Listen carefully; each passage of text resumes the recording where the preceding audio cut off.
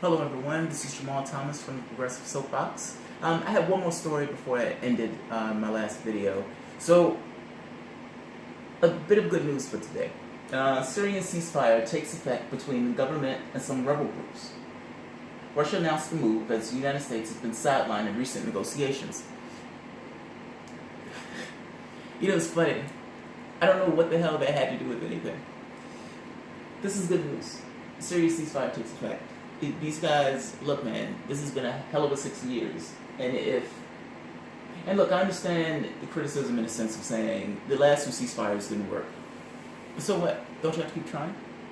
A nationwide ceasefire in Syria, brokered by Russia and Turkey, which backs opposing sides in the conflict, came into force at Vienna on Friday, in the latest attempt to end the nearly 6 years of bloodshed.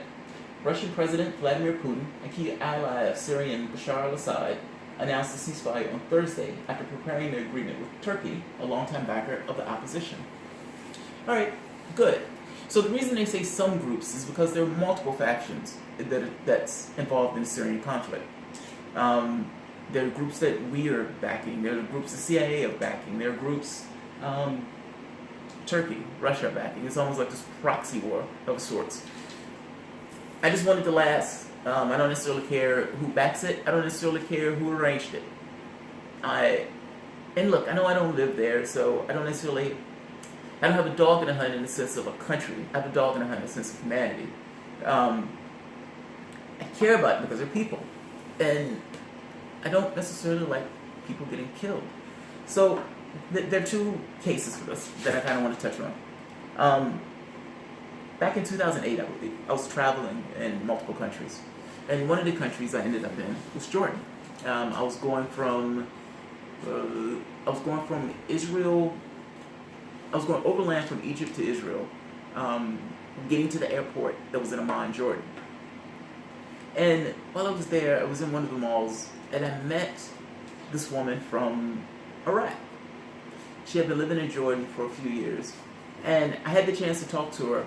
And she was saying essentially that her family is still in Iraq. And she talked about it being still being somewhat of a war zone, or at the very least, extraordinarily unsafe. Like so much so that for the most part, her being in Jordan she felt saving her life. And I don't want to say she wept, that may be too strong, but she was greatly concerned about the well-being of her family that was back in that country. So that's one part. The second part to that is, during vacation in North Carolina, in one of the gift shops, and I know I end up meeting a lot of people in these places because I tend to like to talk to people in general. And so the woman was from Ukraine, and she was telling me essentially how she had family. She was saying her mom was living in a bomb shelter. She said she had her teachers. I thought it was weird, but she mentioned specifically her teachers. Some of them had died. Unknown whereabouts of her other family members. But I couldn't fathom my mom living in a bomb shelter, needing to come out every so often to scavenge for food.